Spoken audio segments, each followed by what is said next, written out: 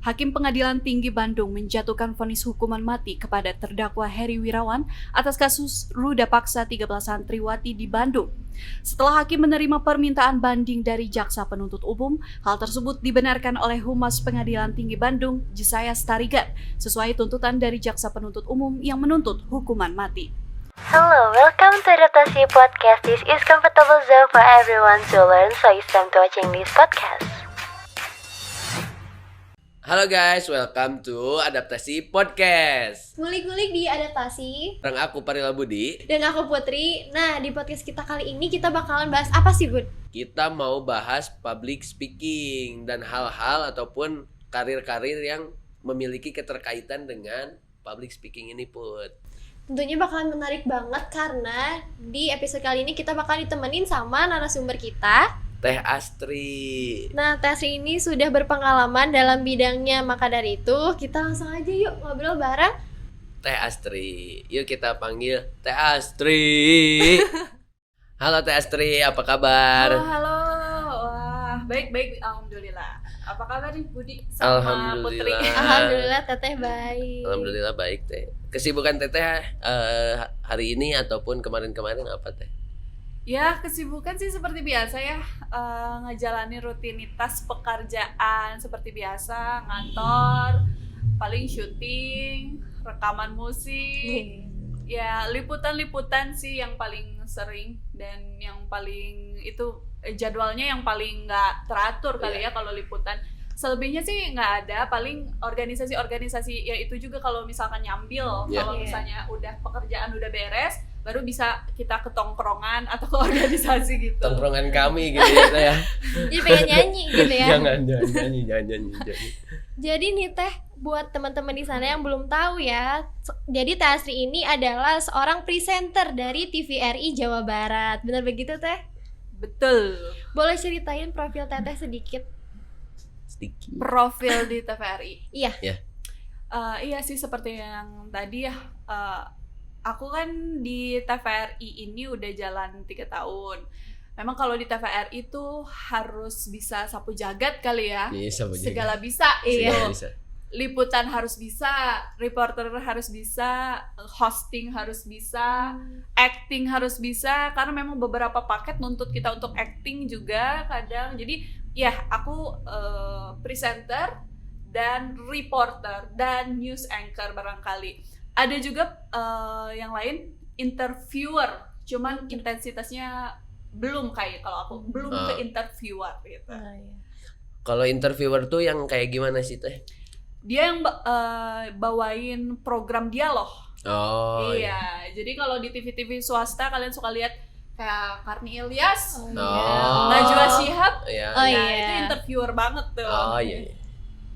Berarti Teteh ini udah bawa beberapa program ya Teh di TVRI.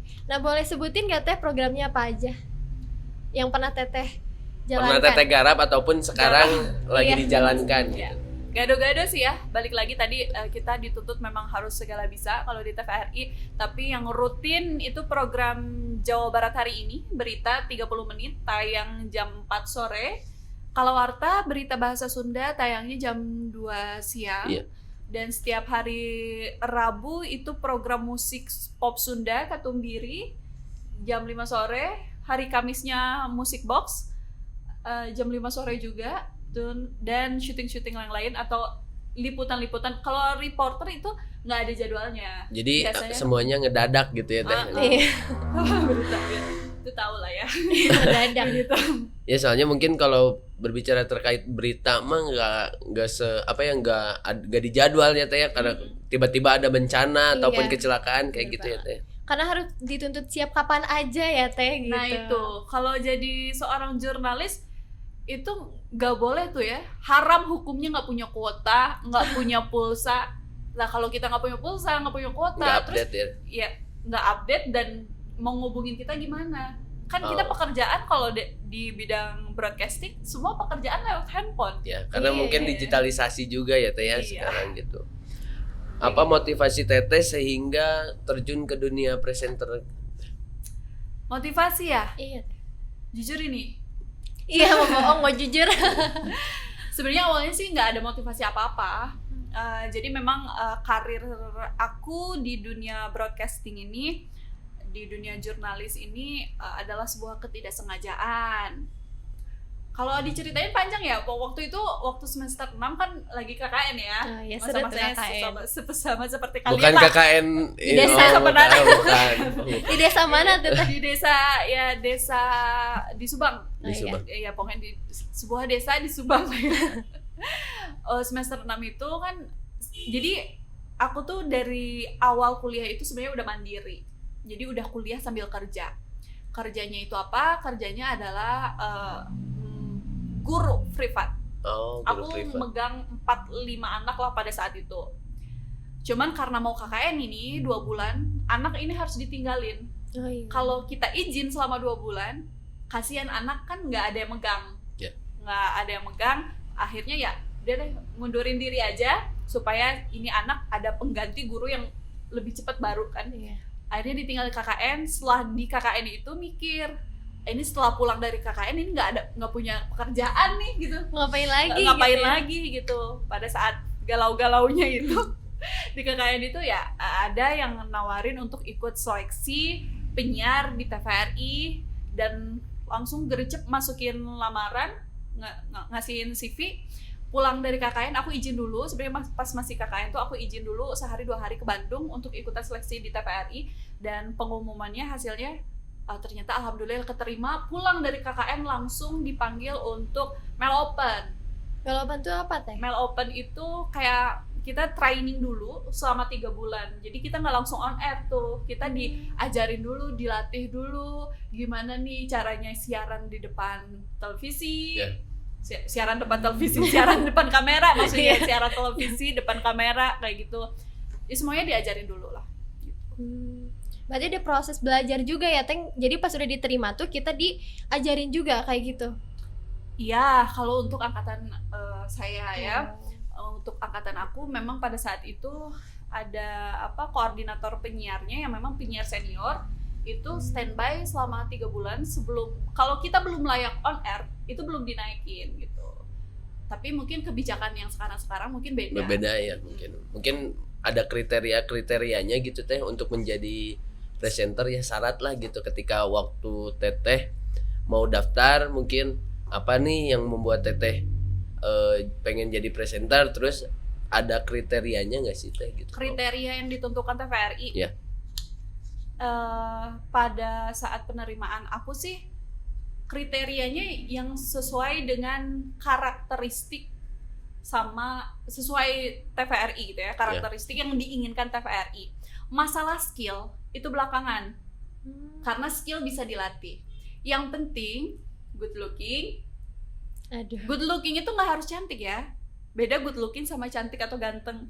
Karena kalau good looking itu bagaimanapun rupanya, tapi harus enak aja dilihat, gitu ya. Rapi, bersih, wangi, charming kayak gitu ya. Pokoknya good looking, terus punya attitude yang baik, keinginan belajar yang tinggi. Dan kita kalau di tempat baru itu mungkin TVRI nyarinya yang seperti gelas kosong. Gelas kosong yang dimana kita itu siap diisi skillnya yang disesuaikan sama kebutuhan di TVRI itu sendiri. Oh iya. Berarti kan sebelum Teteh tahu rekrutmen itu, Teteh udah tahu nggak sih, aku bisa nih punya kemampuan public speaking nih. Teteh udah menyadari Teteh punya kemampuan atau enggak sih Teh? Enggak. Serius? Sebenarnya sebelum masuk TVRI itu kan ada sekolah informal gitu ya untuk public speaking. Oh iya. Di situ tuh tujuannya bukan untuk jadi presenter, bukan untuk jadi penyiar radio atau penyiar televisi, bukan. Ikutan sekolah public speaking supaya lebih percaya diri aja kalau belajar, kalau disuruh ngomong di hadapan orang lain, misalkan presentasi, atau untuk memperlancar nanti kan waktu itu tujuannya sidang. Kalau sidang kan pengen lebih percaya diri, kita ngomong lebih meyakinkan, ikutlah kelas informal public speaking. Nggak ada kepikiran akan berkarir di dunia broadcasting kayak sekarang sih. Ya mungkin si public speaking ini tuh bukan hanya untuk orang-orang yang kerja di media ya Teh ya gitu. Maksudnya Teh emang perlu dibutuhkan lah gitu ya setiap individu yang mau berkarir mungkin gitu ya. Iya, bener banget. Setiap orang yang aku pikir setiap orang yang kerja di public relation, setiap orang yang kerja dalam tim, Iya. itu skill public speaking tuh penting banget sih. Ya harus diasah gitu ya Teh. Kalau misalkan buat orang yang pemalu nih Teh, gimana sih cara kita buat beraninya? Kan kadang susah, kadang juga kalau misalkan pengen ngomong udah ada di hati tapi nggak bisa diungkapin, itu biasanya gimana Teh? Nah iya. Itu tuh sih berjalan sama jam terbang.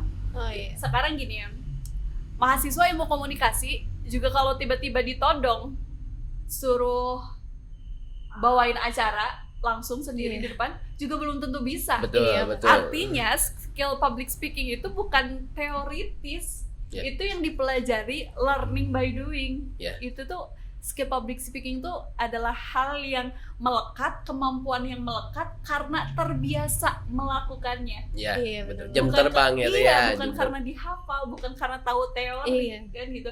Jadi balik lagi kalau misalkan kita banyak banget sih orang yang punya ide, punya gagasan, punya pemikiran yang besar, tapi gimana ya cara mengungkapinnya? Gitu. Karena itu mungkin yang paling susah Teh gitu ya. Karena kalau berbicara soal teori bisa dihafal, cuman kalau untuk Prakteknya gitu ya. prakteknya kan yang lebih susah tuh gitu. Benar.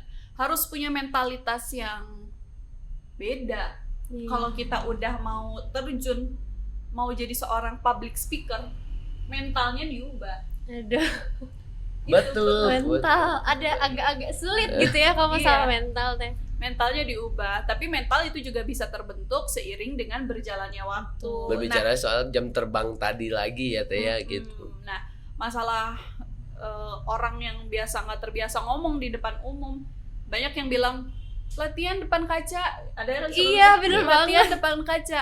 Itu sesat kalau menurut aku ya. Iya. Iya. Karena apa? Namanya komunikasi itu harus ada respon. Ya. Ada komunikan gitu ya. Iya, kita butuh respon. Nggak tahu kalau teorinya kayak gimana. Ini secara Pengalaman, praktek ya. pengalaman aja. Kita belajar ngomong nih depan kaca. Kaca kan benda mati. Kita cuma lihat diri kita aja ngomong sendiri. Sementara seorang komunikator butuh respon dari komunikannya. Jadi kalau misalnya untuk melatih diri kita berani tampil di hadapan orang lain, ya kita latihannya jangan depan kaca, latihannya depan orang lain.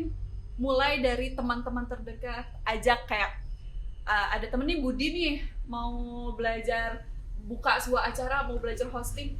Putri, liatin aku ya, aku mau opening nih, mau opening, pura-pura bawain sebuah acara. Nah, kan kalau ada orang, ini ada respon. Menarik nggak sih Benar. ucapan Budi? Tapi kalau kaca kan dia nggak Diam. ngerespon. Malah diri sendiri gitu ya Nanti dilihatnya. kalau ada kekurangan juga kita nggak akan tahu Nggak karena tahu yang nilainya kekurangan diri diri. kita sendiri gitu ya Teh ya. Itu dia. Jadi kayak pelan-pelan aja misalkan ajak temen dulu satu, Nah, terus baru banyak. Berani gitu. dulu mulai dari lingkungan kita aja dulu, dari misalnya orang tua ajak, dengerin nih cerita aku. Budi, teman-teman misalnya bestie di circle kita aja dulu. Kita udah berani di circle kita, nanti udah terbiasa, baru lebih ke luas yang lebih lagi. luas lagi. Iya bener banget.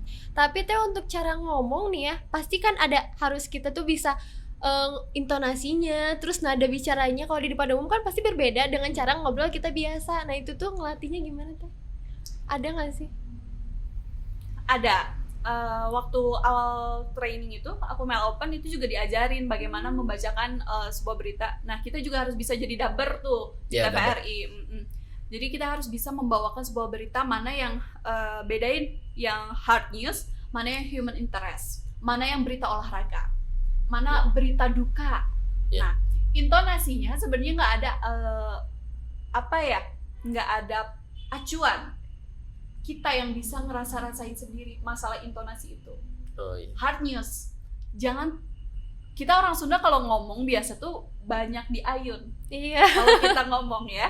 Tapi kalau kita dubbing hard news, lebih ke udah nggak usah banyak intonasi, bahkan udah datar aja bawainnya, datar dan kasih penekanan sama hal-hal yang mau kita tekankan di kalimat-kalimat yang penting yang pasti kita ditekankan.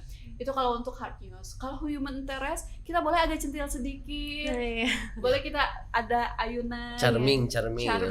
atau smiling voice, pakai smiling voice. Smiling voice. Iya, jadi dubbingnya sambil senyum. Terus kalau misalnya berita olahraga harus lebih semangat, menggelorakan. Ini nih ada kabar olahraga.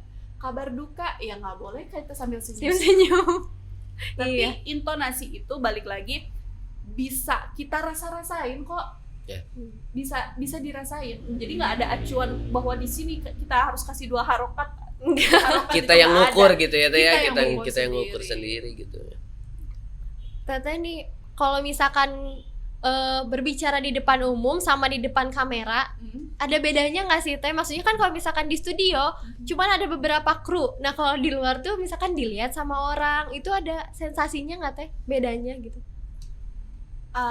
Ada bedanya. Dan nggak tahu ya kenapa. Kalau aku lebih berat ngomong di depan kamera daripada depan orang lain. Ya, betul. Ada yang gitu, ada yang lebih berat, ada yang lebih berani ngomong di depan kamera, di depan orang lain langsung ciut. Iya. Nah kalau aku tipenya kalau di depan orang lain aku lebih berani.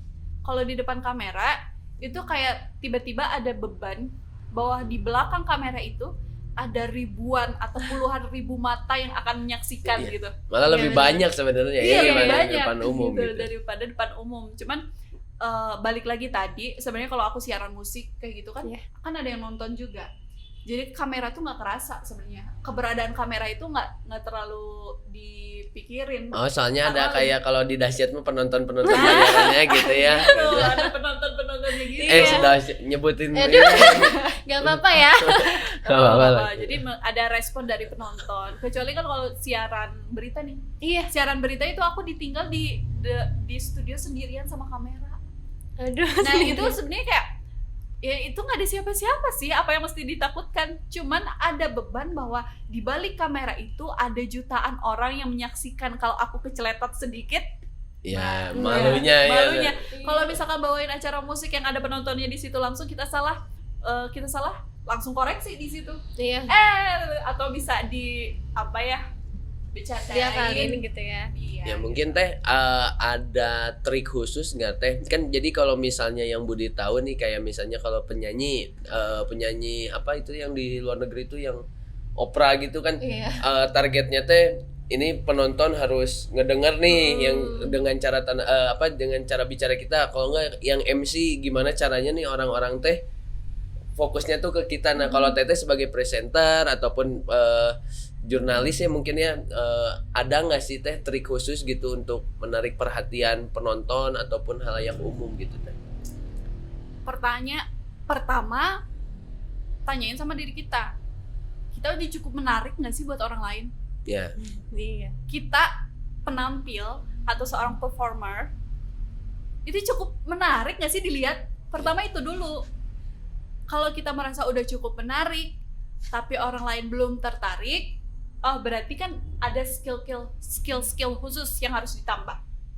Misalnya skill body language atau skill interaksi sama penonton. Yeah. Nah itu yang maksudnya ada trik-triknya. Tapi yang pertama adalah persiapan. Well preparation is the part of the show.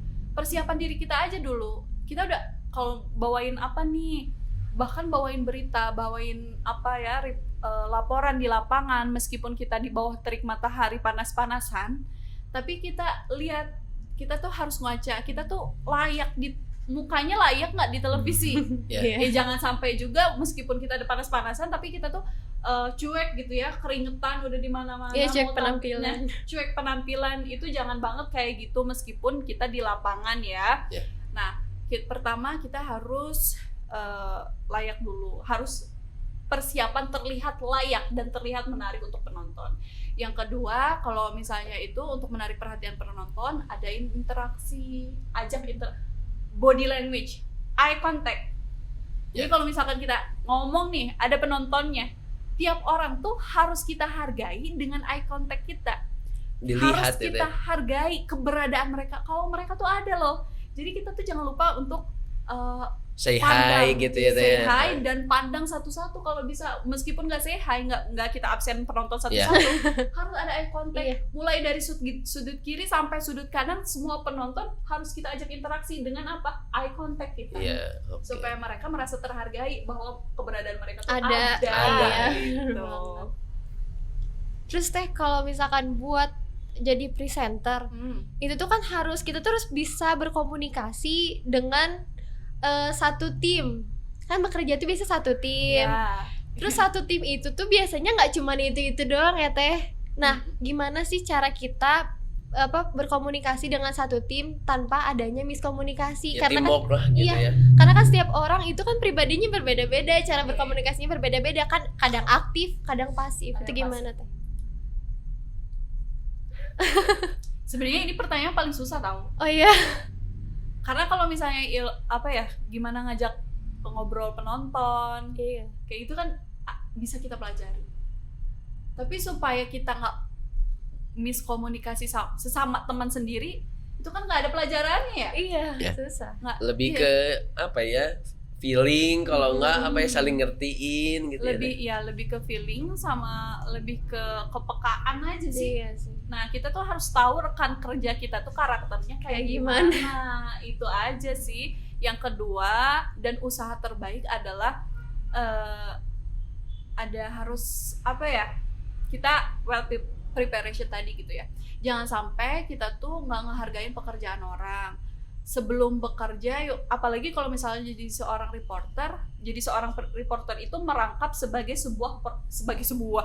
seorang produser di lapangan. Dia yang ambil keputusan. Kita membawahi, artinya ada kameramennya di situ, ada IT-nya, ada drivernya di situ.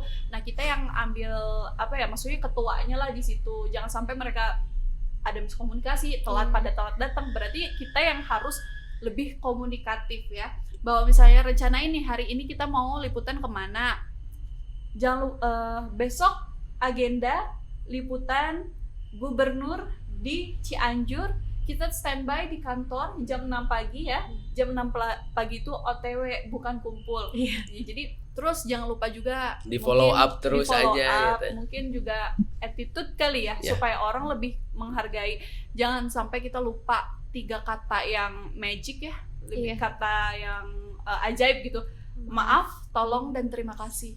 Itu supaya orang lebih menghargai kita aja sih. Selebihnya kita kan nggak bisa mengendalikan respon orang. Yang bisa kita kendalikan kan ucapan kita sendiri, perilaku kita sendiri. Respon orang kan kita nggak bisa kendalikan. Yang penting mah kita usaha aja supaya ini sebaik mungkin kita lebih komunikatif dan lebih terbuka aja. Mungkin kenyamanan terbentuk karena saling menghargai ya teh ya gitu ya. Agak itu curhat kayaknya. buat quotes itu. Agak curhat tapi ya. Gitu. Ada nggak teh salah satu job terberat menurut Teteh ataupun yang berkesan dalam artian tuh, misalnya nih kalau misalnya Budi sering lihat nih di acara-acara TV, misalnya ada yang orang lagi live report tiba-tiba ada pesawat ke atasnya gitu. Nah, pengalaman apa nih yang menurut Teteh nih nggak bisa dilupain gitu teh? Yang nggak bisa dilupain ya banyak sih. Tapi kalau dibilang job terberat, ini job terberat adalah semua job yang diberikan awal-awal aku terjun di dunia broadcasting itu adalah job terberat karena belum punya experience, karena juga belum bisa mengendalikan diri sendiri, ya belum tahu lah. Jadi itu semua di 1 tahun pertama aku jadi public speaker, di presenter di TVRI, itu udah semuanya jobnya paling berat. Tapi yang paling berkesan banyak sih, soalnya banyak yang menyenangkan sih. Yang berkesan kan yang menyenangkan ya. Yang menyenangkan waktu itu pernah syuting Pesona Indonesia dan naik para layang. Waktu itu tuh aku tuh takut ketinggian. Takut ketinggian, tapi aku nggak ngomong sama produser, aku takut gitu kalau ketinggian tuh.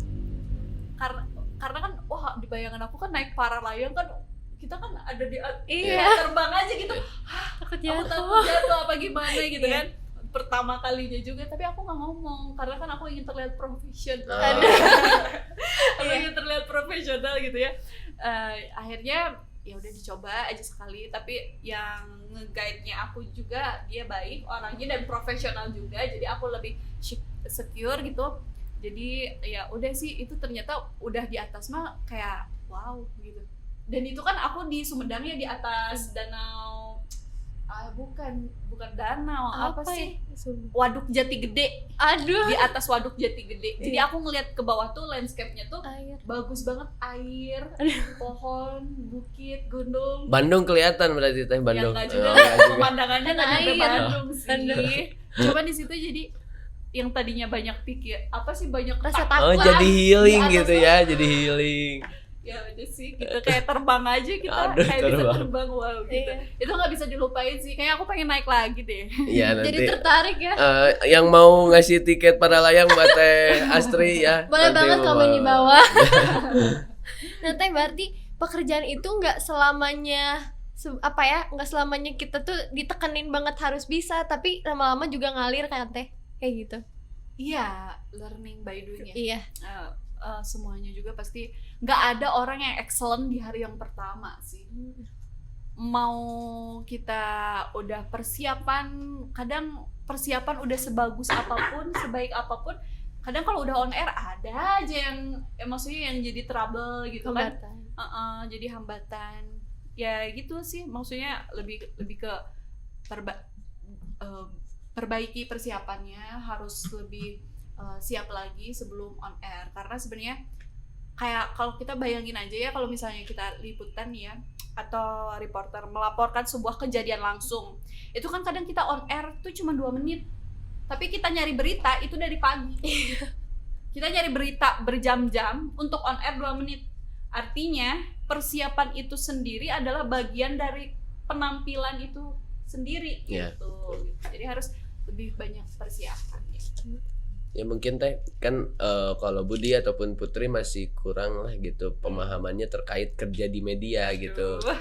Nah, Malu dong, kalian kan mahasiswa ilmu komunikasi, sementara aku kan background education-nya bukan komunikasi. ya makanya kita mau tanya gitu ke para pekerja media gitu, beratnya kerja di media tuh apa sih Teh gitu, karena kalau misalnya di organisasi dan lain-lain gitu kami aktif lah gitu ya, jadi oh ini beratnya berorganisasi teh gini gitu. Nah, ya. terus mungkin di pekerjaan-pekerjaan lain juga kan sering banyak di follow up gitu ya sama orang-orang. Cuman kan kalau misalnya orang-orang yang di belakang layar ataupun yang di depan layar kan mungkin memiliki beban tersendiri gitu. Apa sih Teh hal-hal yang terberat gitu kerja di media tuh gitu? Aku tuh baru ngerasain kehadiran netizen itu justru baru setelah terjun ke dunia broadcasting ini. Iya. Dulu tuh aku ngerasa orang tuh yang cuma bisa gibah-gibah doang aja, dan itu tuh nggak terlalu pengaruh gitu ke hidup aku gitu. Kalau orang ada ngomongin di belakang itu ya udahlah, anjing menggonggong kabilah berlalu gitu. Tapi ketika kita udah tampil di TV, itu kata-kata orang yang cuma sedikit aja tapi nyelekit gitu ke hati. Oh gini ya, ternyata ada orang yang mulutnya sejahat ini ya Allah gitu kan. Karena gini, maksudnya ya balik lagi, mentalitas yang harus disiapkan sebelum skill. Karakter, attitude yang sebenarnya lebih penting daripada skill itu sendiri. Skill itu learning by doing. Bisa terasah sesuai jam terbang. Tapi mental kan karena aku kan balik lagi sebelumnya nggak pernah terjun di dunia broadcasting, belum pernah lah jadi presenter. Itu ini pengalaman pertama. Aku kan jurusan kuliah PG PAUD ya, dosen di mana semua nggak baik-baik, nyampain kata-kata baik-baik, ngajarin dengan cara baik-baik. Kita ketemu juga guru baik-baik, anak-anak baik-baik. Nah, terjun di dunia broadcaster, datang ke TVRI, kok ada orang yang jahat banget mulutnya, ya Allah. Itu ditekan, mau benar mau salah ada aja orang yang mau komentarin gitu. Nah itu sih beratnya di situ, kayak aduh aku kayak begini salah gitu. Mau begitu mau diikutin salah, udah kita persiapan baik-baik masih aja ada kurangnya. Nah itu jadi kita di TV mah jangan mau dipuji tapi harus siap dikomentarin. Iya benar banget. Mentalitas gitu ya. Apalagi kan berbicara soal karakter netizen Indonesia tuh ya kayak gitu ya.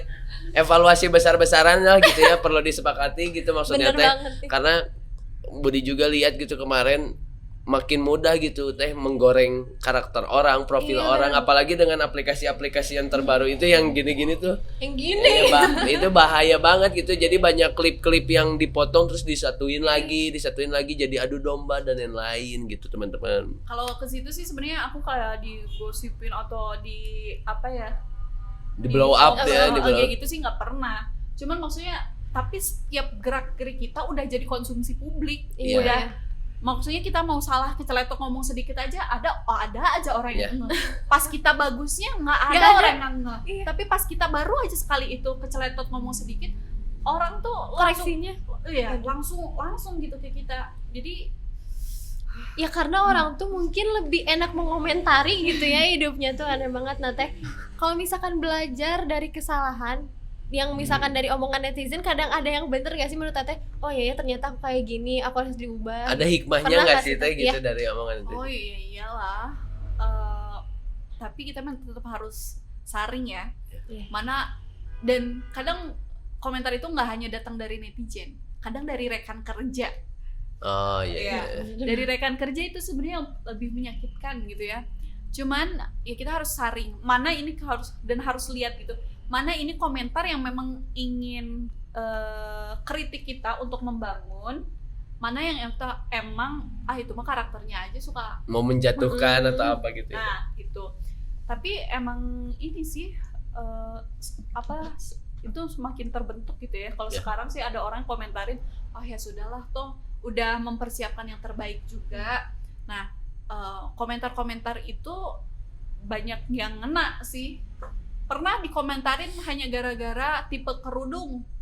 Oh gitu. Kan biasa ya pakai kerudung ini udah biasa ya Iya. maksudnya. Tapi kan kalau misalkan di lapangan kadang kita lagi liputan ketiup angin atau kehujanan, jadi kerudung Meleyot. itu tuh meleyot. Nah itu yang gitu-gitu kadang dikomentarin Emang dari- juga. Tapi kita jadi belajar gimana caranya ya supaya misalnya ada angin ketiup kencang, kerudung kita nggak terbang-terbang. Akhirnya jadi setiap kali on air, kalau ini kan aku ini maksudnya di ruangan Iya. jadi nggak ada angin gitu. Setiap kali on air kerudungnya diikat dengan kuat. Nggak Iya. apa-apa kita kadang Kecekek. sedikit. Yang penting menghindari komentar-komentar terus. Bukan menghindari itu juga, cuman maksudnya berarti memang di kamera lebih bagus juga kalau misalkan kita rapi dan diem gitu Soalnya kerudungnya. bisi itu ya kalau bahasa saya hibar gitu. Hiber Hiber. guys, hiber. Hiber banget ya. Nah Teh, Ya gitu. untuk kalau misalkan kita pengen apa namanya tuh berbicara gitu ya, membawakan berita, terus itu kan intonasinya beda yang tadi sempat kita usik gitu. Teteh boleh contohin gak sih, pengen tahu cara baca berita di depan di studio sama di live reportnya kayak gimana? Itu yang kayak tadi tuh yang hard Iya, hard news. Tapi pengen dicontohin gitu, Teh. Ada naskahnya? Aduh, Nggak ada berita ya? apa aja sih Teh? Ya itu lain. Tapi sebelum ke situ gini ya, kadang kalau di TV itu kadang kalau karakter suara Iya. itu kadang juga ada yang cocok-cocokan. Oh, Karakter suara kayak aku kan ada kan suara itu kan kalau laki-laki mungkin lebih ke tenor, bass, Iya.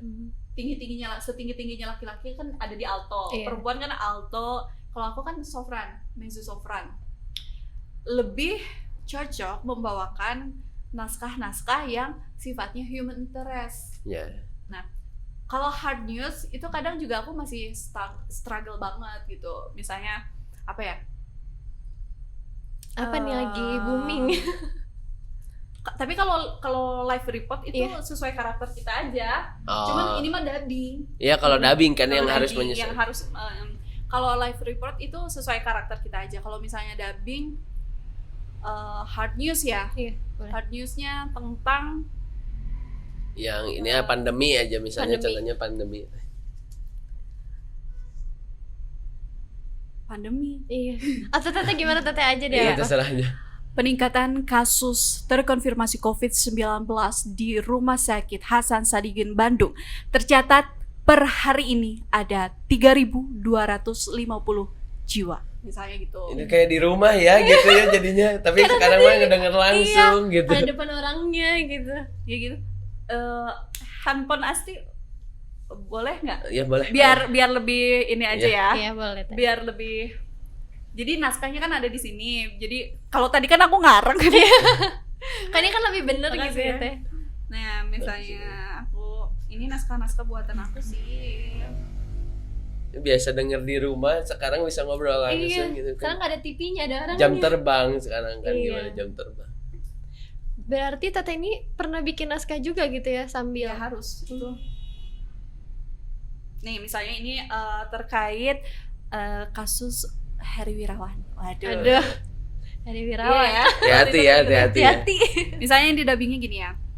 Hakim Pengadilan Tinggi Bandung menjatuhkan vonis hukuman mati kepada terdakwa Heri Wirawan atas kasus ruda paksa 13 santriwati di Bandung.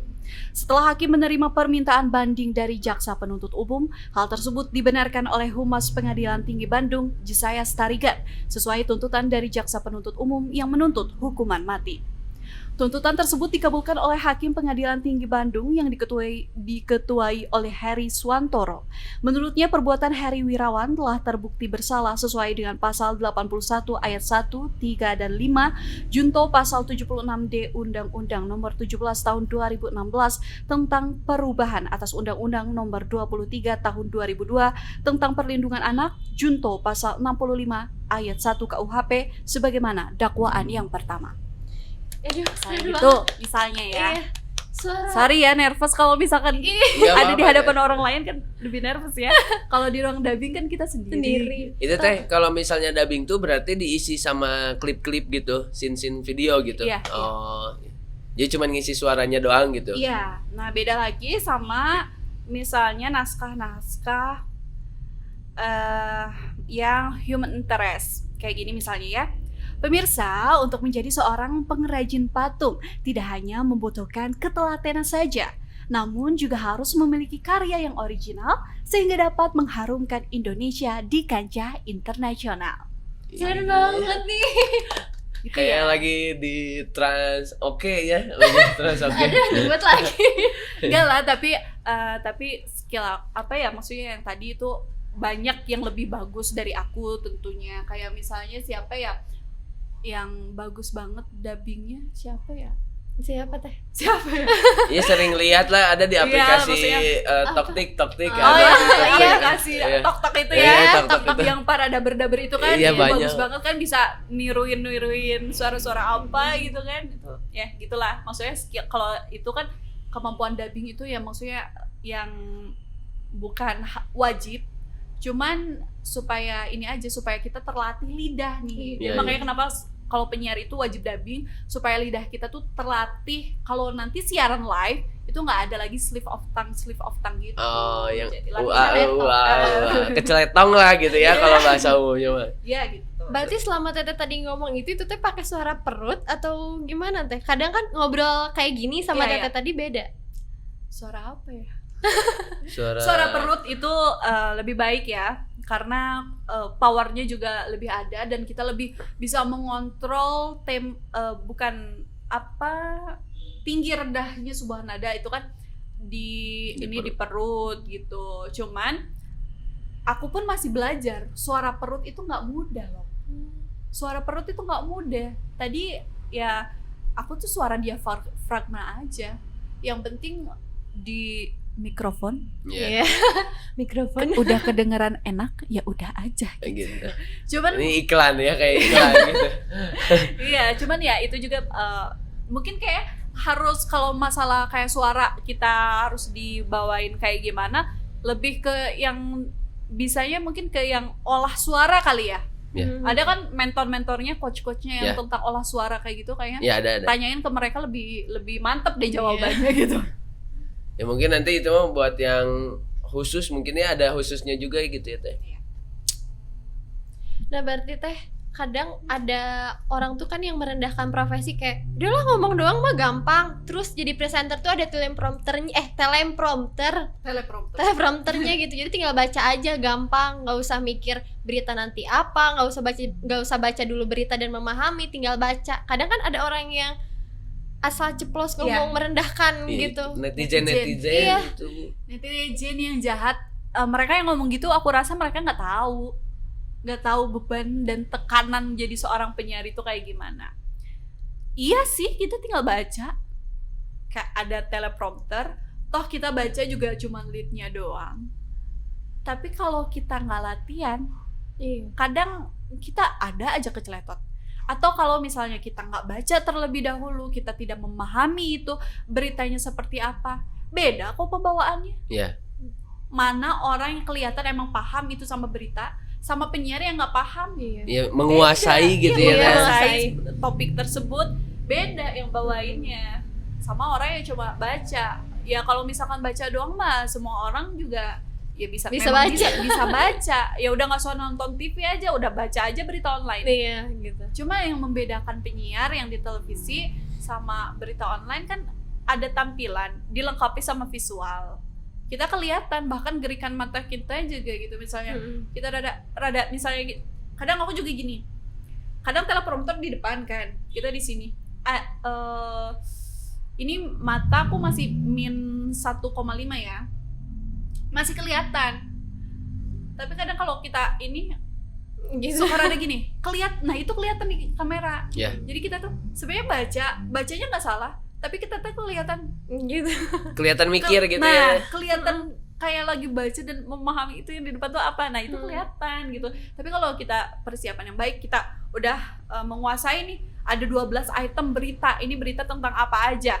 Kalaupun misalnya kita nggak kelihatan teleprompter, kita bisa langsung improve tapi nggak keluar dari Topik, apa yang ya. mau kita bawakan. Lebih meyakinkan aja, gestur juga lebih meyakinkan gitu. Tapi pernah nggak sih Teh ada kayak kesalahan dari rekan-rekan teknik nih, misalkan tiba-tiba teleprompternya nggak ada atau ada gangguan gitu? Pernah? Sering Sering gitu. itu sering sih sebenarnya, kayak bukan hanya technical error tapi human error juga bisa terjadi gitu. Iya gitu. 404 not phone. Apalagi waktu awal-awal siaran ya, kalau misalkan ada technical error itu kita kan belum terbiasa dan belum terlatih bagaimana cara menanggulanginya itu. Iya.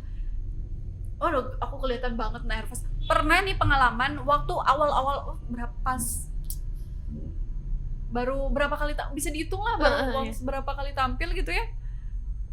Terus komputer yang di master control itu mati. Aduh. Akhirnya yang tadinya berita itu harusnya keluar visual ya liputannya. Iya. Gitu, maksudnya ada mau apalah, kalau berita tentang lalu lintas ada gambar lalu lintas kayak Ada gitu. klip-klipnya. Nah, ini ada klip-klipnya. Nah, itu komputernya yang itu mati. Akhirnya yang kelihatan di televisi Permisa itu cuma muka aku doang. Aduh.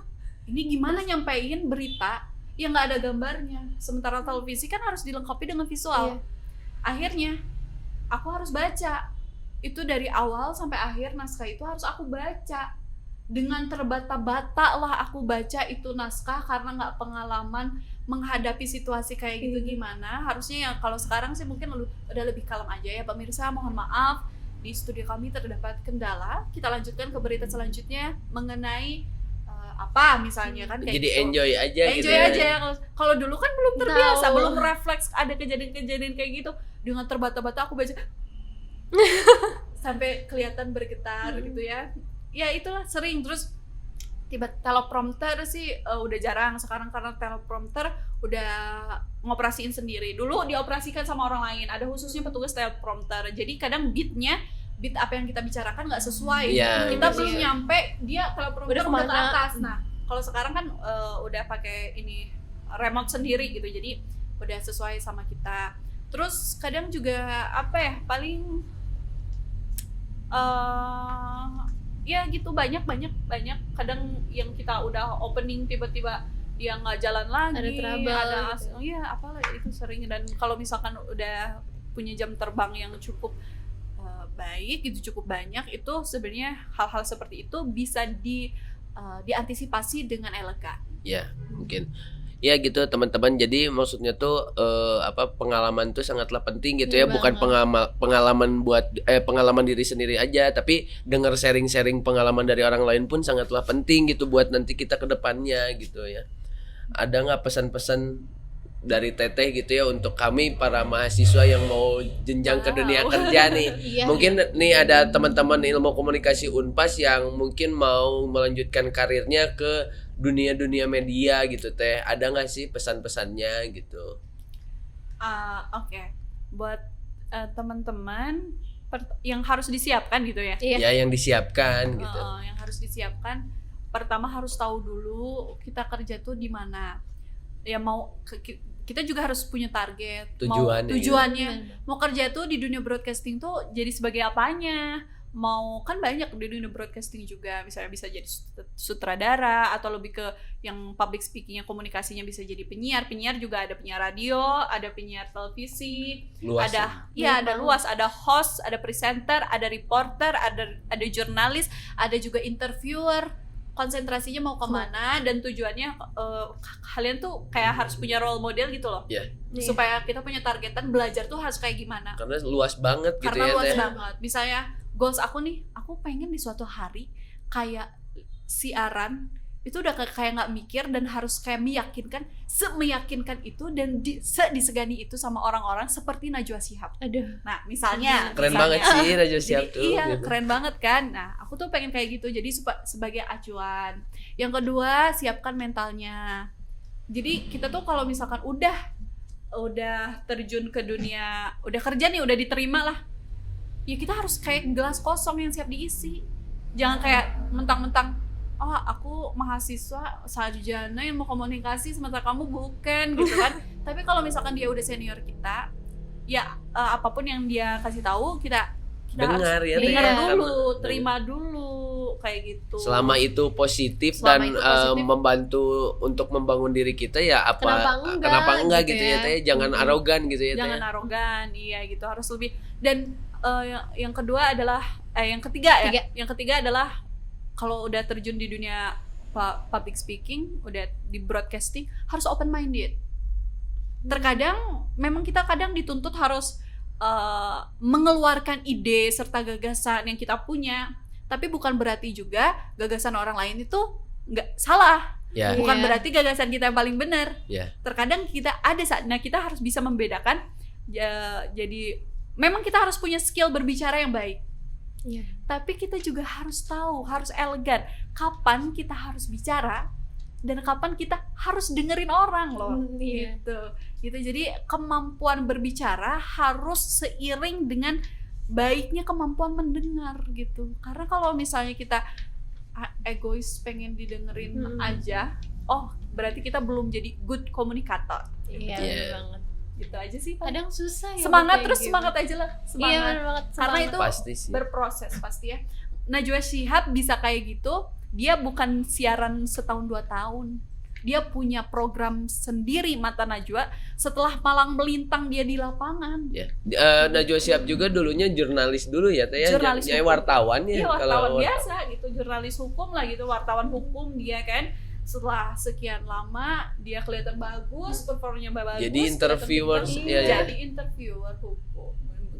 Kayak dia sejajar kan sekarang, siapapun yang diwawancarai dia nggak takut kelihatannya. Iya. Dia kelihatan meyakinkan karena memang dia memposisikan diri dia sejajar. Kenapa dia memposisikan diri dia sejajar? Ya karena memang dia mampu. Ya Peter iya gitu kan.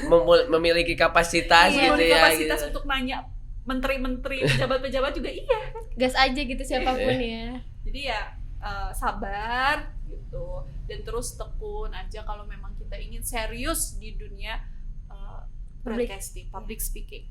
Nah, bener banget. Jadi semua itu butuh proses dan jangan pengen instan terus Instan. ya, Iya. gitu. Cuman Indomie yang instan. Kalau pengen instan kita cari sensasi di TokTok juga kan Iya. Gampang, terkenal. iya. Tapi kalau kita di dunia broadcasting kan kita punya value yang hasil digodok bertahun-tahun kan nilainya beda sama yang instan. Betul. Mereka baru terkenal hari kemarin gitu. Iya, jadi nanti juga diri kita akan terbentuk dengan sendirinya berdasarkan pengalaman-pengalaman dan proses gitu, mungkin ya simpelnya mah gitu. Iya, Gitu ya. pintar-pintar. Makasih banget Teteh udah ngeluangin waktunya di tengah-tengah kesibukan. Terus Iya, Iya, karena- berapa menit ini panjang banget itu. panjang banget ya. Kita gak kerasa banget dari tadi ngobrol Ada sebenarnya.